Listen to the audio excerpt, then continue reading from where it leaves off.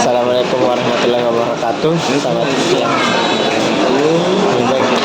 Terima kasih Kak sebelumnya karena sudah menyempatkan waktunya Kakak di siang ini di tempat kerjanya untuk wawancara bersama kami.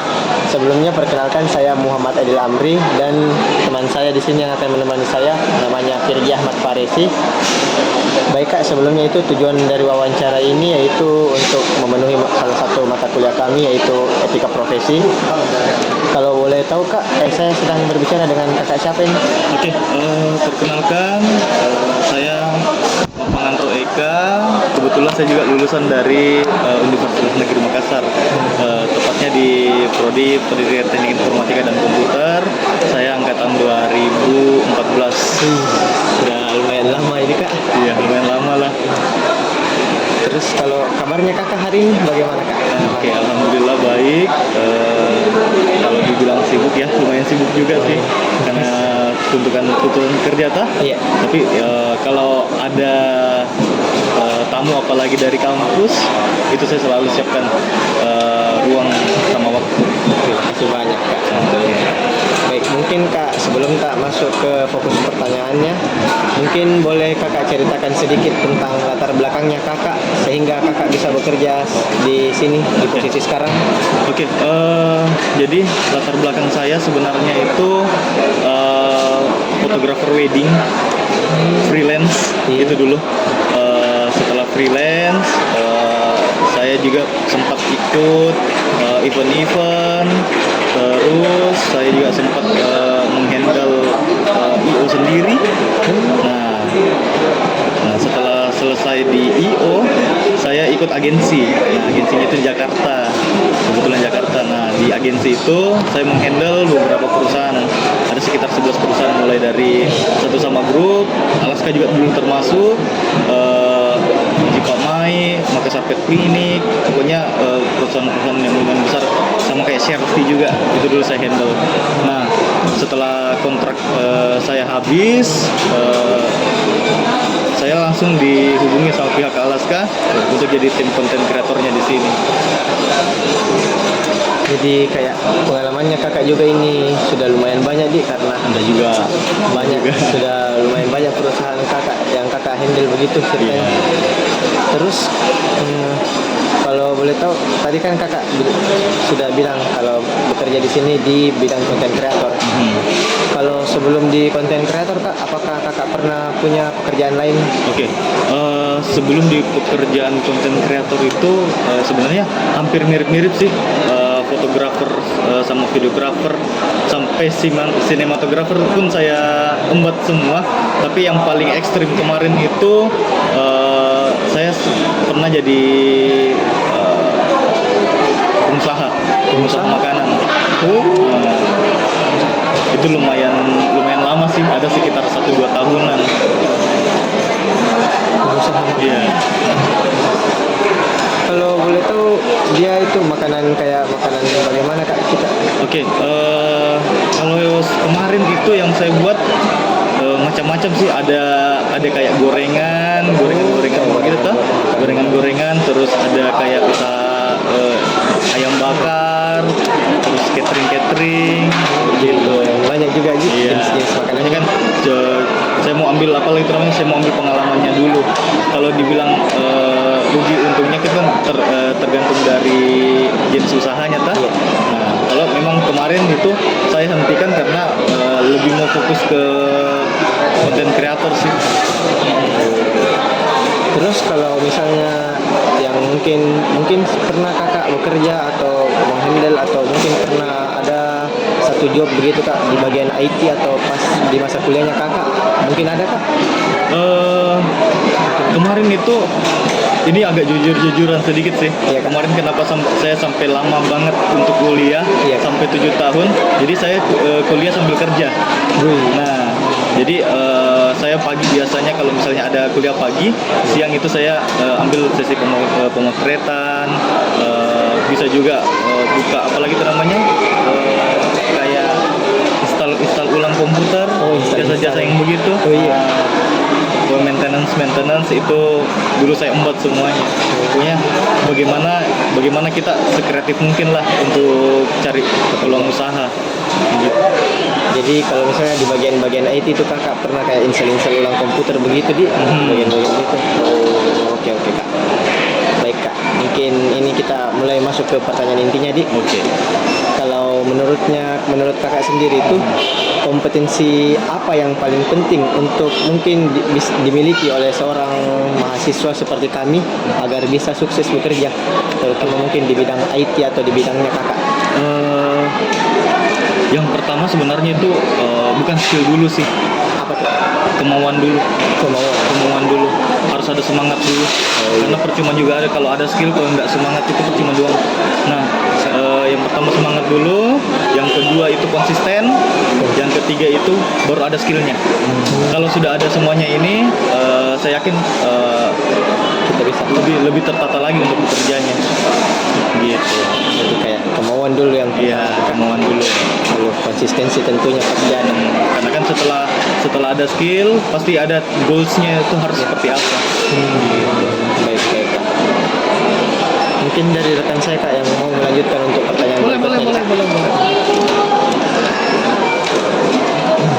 Oke, ini mungkin pertanyaan pertama saya juga. Jadi selama kakak sedang mengemban amanah di bidang kakak ini, mungkin bisa kakak jelaskan apa saja tugas dan tanggung jawab utama dalam pekerjaan kakak sehari-hari di bidang kakak yang sedang kakak kerjakan sekarang ini. Oke, yang pertama itu sudah tentu saya bertanggung jawab dengan isi-isi kontennya Alaska, mulai dari feednya, mulai dari reelsnya, mulai dari pembuatan skrip kontennya, terus di sisi lain saya juga membantu pemasaran dari brand-brand untuk masuk ke sosial media. Nah, ada juga mulai dari keluhan-keluhan customer itu saya handle juga sekaligus. Jadi untuk sosial media dari Alaska ini kita yang handle di kak. Ya, full 100% saya yang handle.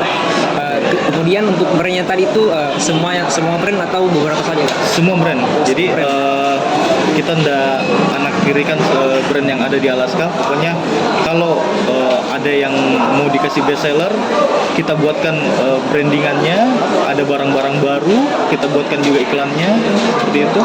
Sama kita kebetulan juga ada brand ambassador. Nah, jadi kita buatkan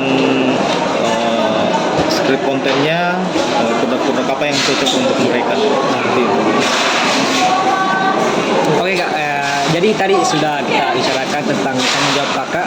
Dan mungkin sekarang itu bisa kakak berikan penjelasan tentang prinsip-prinsip kerja apa saja untuk dipegang dalam bekerja di bidang kakak ini. Oke, prinsipnya itu kurangi tidur dulu. Kurangi tidur, lebih banyak melamun. Nah, maksudnya seperti ini. Jadi kita kalau mau kreatif itu paling tidak kurangi dulu tidur. Kenapa saya bilang harus melamun? Karena biasanya kalau orang melamun, tiba-tiba ide itu muncul di mana saja. Jangankan pada saat kita duduk-duduk begini di dalam WC pun, itu tiba-tiba ada muncul ide-ide yang baru. Nah, setelah itu prinsip kedua harus bisa lebih semangat sih untuk bekerja. Nah, jadi kalau kayak di Alaska di sini itu terjadwal semuanya, mulai dari kita masuk sampai kita pulang itu semuanya terjadwal. Jadi misal saya masuk jam 10, pokoknya sebelum jam 10 itu sudah harus ada di sini. Nah, pokoknya kita tidak boleh on time, tapi kita harus lebih cepat dari jadwal yang ditentukan. Nah, terus yang kedua itu apa ya, amanah Tentu saja harus amanah. Jadi kalau misalnya kita diberikan tugas bilang untuk handle ini, setidaknya kita harus bisa effort lebih banyak untuk mengerjakannya. Gitu. Baik kak, mungkin saya lagi kak. Jadi mungkin di tempat kerja kakak ini, apakah pernah terdapat konflik di tempat kerja kakak ini? Dan kalau misalnya pernah kak, bagaimana caranya kakak itu menangani situasi terkait konflik yang terjadi itu kak? Oke. konflik kalau sebenarnya sih tidak terlalu banyak.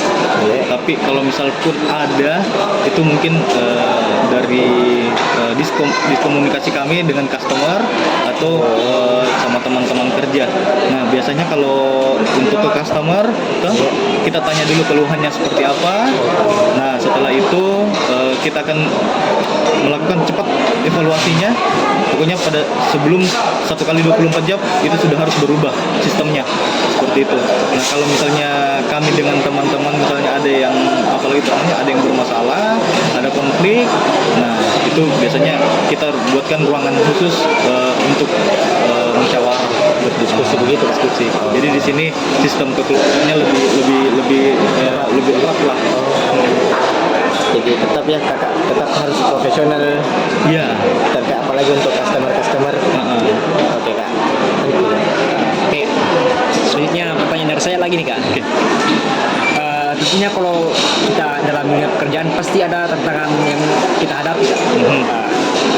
Mungkin kakak boleh ceritakan tantangan terbesar kakak yang kakak pernah hadapi di bidang kakak sekarang ini yang kakak kerjakan. Oke. Kalau untuk di bidang konten kreator sih tantangannya itu bagaimana kita harus ikuti tren, kita harus ikuti tren, terus kita buat tren sama ide-ide yang segar itu harus masuk. Nah, itu sebenarnya tantangan besarnya karena tiap hari ide terus, Nah, jadi kalau apalagi temannya dituntut untuk kreatif, kita harus selalu kreatif. Sama tantangan kedua sih harus lebih sabar. Harus lebih sabar ya, karena kan kalau misal ada revisi konten, ada keluhan customer atau ada tren yang masuk tapi kita belum tahu konsep kontennya seperti apa, mungkin itu. Jadi kembali ke tadi perbanyak melamun supaya dapat Iya. ide. Jadi kak, kalau misalnya tadi kayak revisi konten kan pasti otomatis mungkin terganggu dari jam tidurnya kakak. Oke.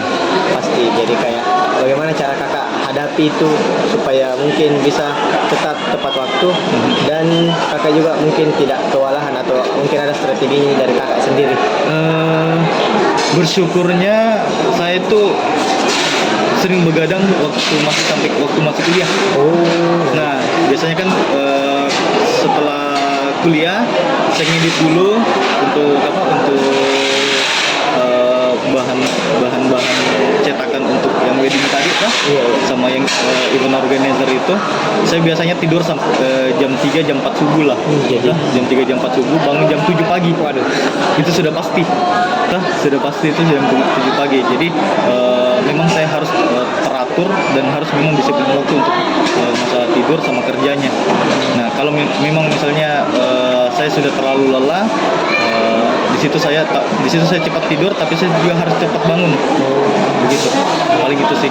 Jadi kayak tetap harus tepat waktu dari jam tidur dan apalagi kalau jam bangunnya kak. Iya.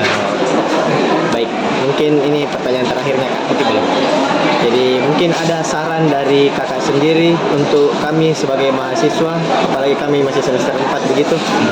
Ada saran dari kakak apa saja yang harus kami siapkan begitu kak untuk bekerja mungkin terutama di bidangnya kakak sekarang ini atau di bidang IT begitu kak. Menurut kakak? Saya rasa kalau kita sudah ikut dan masuk di dunia IT, itu sebenarnya sudah jadi keberuntungan tersendiri untuk kita. Nah, kenapa saya bilang begitu? Lapangan pekerjaan yang ada untuk IT itu tidak ada habisnya. Betul. Nah, orang bisa dapat basic skillnya, tapi kita yang lebih expert untuk di bidang itu. Nah, itu enaknya di bidang IT. Nah, terus saran saya kuliah yang baik, kuliah yang benar. Nah, perhatikan dosenmu pada saat kuliah, serap ilmu-ilmunya mereka, terus cari juga pengalaman di luar dari teman-teman, dari senior, dari junior, bahkan dalam satu waktu junior pun akan lebih hebat daripada kita. Nah, kita harus lebih terbuka untuk menimba ilmu, begitu. Jadi kalau dari kakak ini tetap harus lebih banyak cari pengalaman di luar selain dari kampus sendiri di kak. Iya. Jadi kalau dibilang untuk pengalaman sebenarnya sih berubah, itu sebenarnya 80% itu ada di luar. 20% di kampus itu bagaimana ilmu-ilmu yang diberikan itu kita kelola dengan baik begitu. Oke, mungkin segitu saja Kak untuk sesi wawancara kita kali ini. Terima kasih banyak sebelumnya Kak karena sudah menyempatkan waktunya di tengah-tengah kesibukannya Kakak di jam kerja ini Kak. Terima kasih banyak Kak. Ya. Dan ya semoga Kakak sukses selalu dalam berkarirnya Kakak dan semoga semua tugas-tugasnya dilancarkan ya Kak. Terima kasih banyak Kak. Terima kasih. Baik, Yuk, mungkin saya kita tutup. selalu ya. Iya, terima kasih banyak Oke, Kak. ya. Mungkin saya tutup. Assalamualaikum warahmatullahi wabarakatuh. Waalaikumsalam.